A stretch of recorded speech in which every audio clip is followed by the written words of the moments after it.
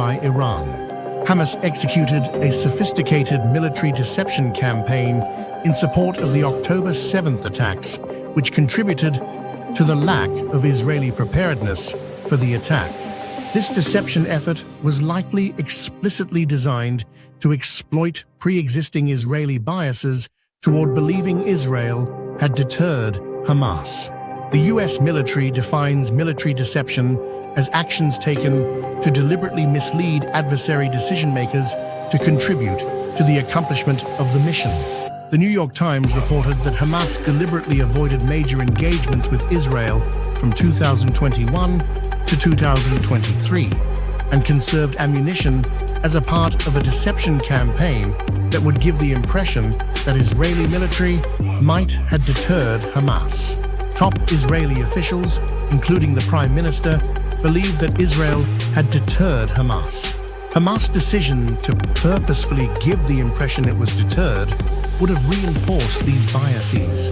Iranian politicians are continuing to coordinate politically with the Lebanese government. Iranian Parliament Speaker Mohammad Bagher Ghalibaf made an unannounced visit to Beirut on October 11th as he traveled to Switzerland.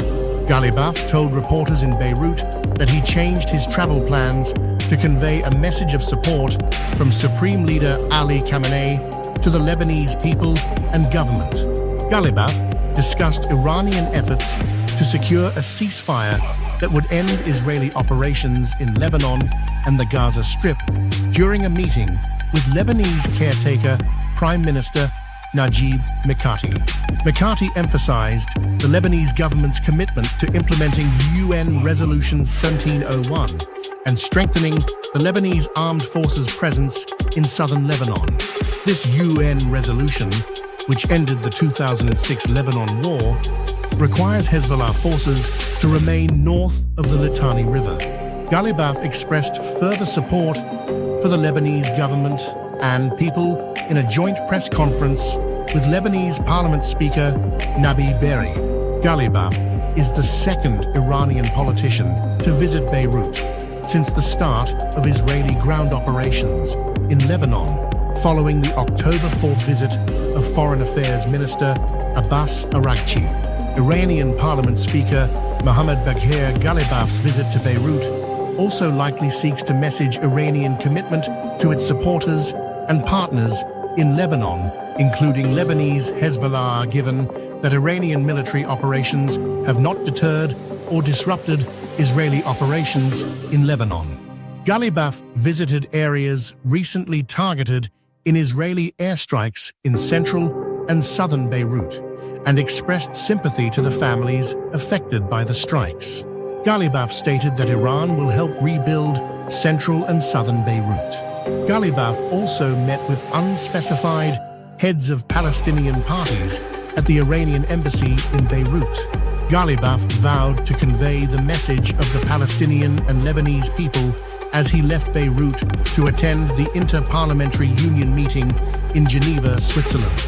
Senior Iranian officials are messaging Iran's willingness to alter its nuclear doctrine, likely in an attempt to pressure the United States to discourage an Israeli strike targeting Iranian nuclear facilities while attempting to deter the Israelis.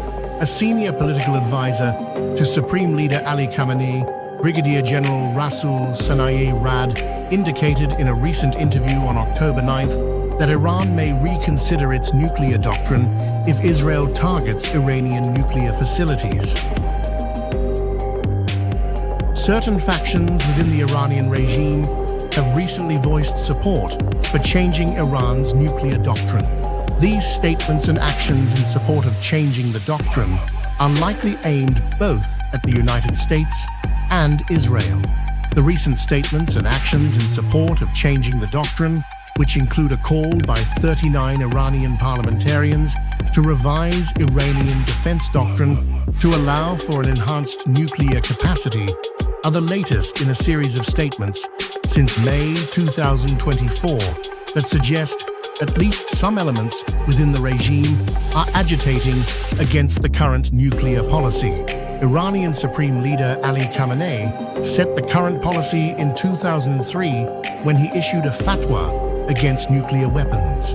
Khamenei holds the ultimate authority over the nuclear issue, and the fatwa will remain in effect unless he decides otherwise.